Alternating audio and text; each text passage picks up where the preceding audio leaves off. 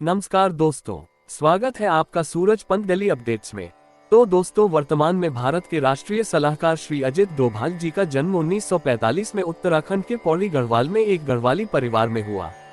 उन्होंने अपनी प्रारंभिक शिक्षा अजमेर के मिलिट्री स्कूल से पूरी की थी। इसके बाद उन्होंने आगरा विश्वविद्यालय से अर्थशास्त्र में एमए किया और पोस्ट ग्रेजुएशन करने के बाद वे आईपीएस की तैयारी में लग गए।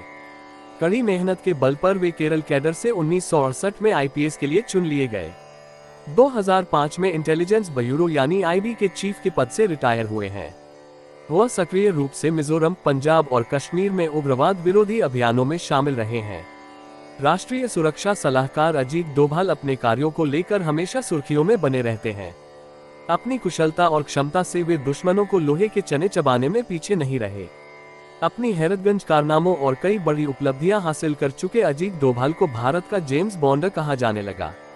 20 जनवरी 1945 में जन्मे अजीत डोभाल अपने करियर कई ऊंचाइयां हासिल की है।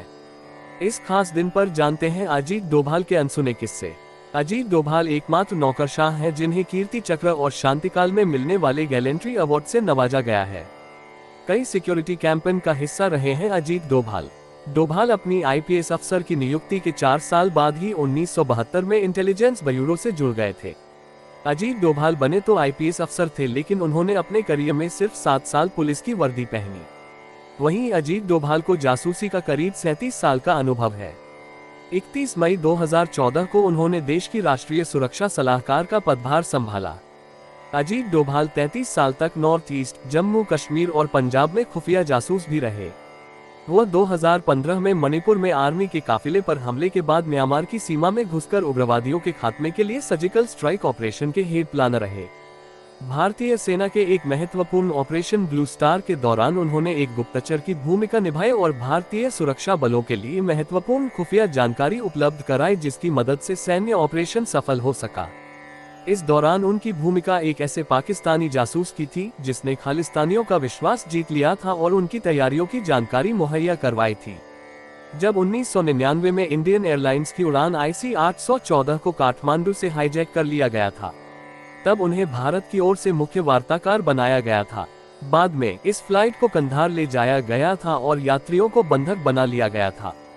कश्मीर में भी उन्होंने उल्लेखनीय काम किया था और उग्रवादी संगठनों में घुसपैठ कर ली थी।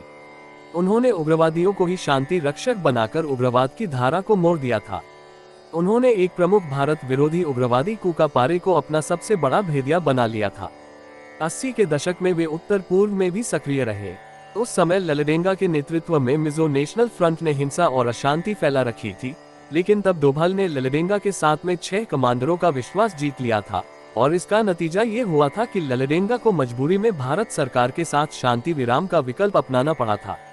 डोभाल ने वर्ष 1991 में खालिस्तान लिबरेशन फ्रंट द्वारा अपहरण किए गए रोमानियाई राजनयिक लिवियू राडू को बचाने की सफल योजना बनाई थी।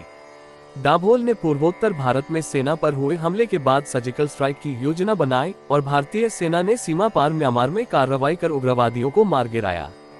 भारतीय सेना ने म्यांमार की सेना और NSCN खापलांग गुट के बागियों सहयोग से ऑपरेशन चलाया, जिसमें करीब 30 उग्रवादी मारे गए।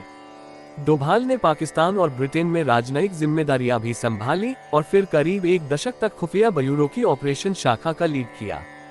तो दोस्तों, ये थी श्री अजीत डोभाल जी से जुड़ी कुछ रोचक बातें। ऐसी ही प्रतिदिन की जानकारी के लिए कृपया चैनल को सब्सक्राइब करना ना भूलें।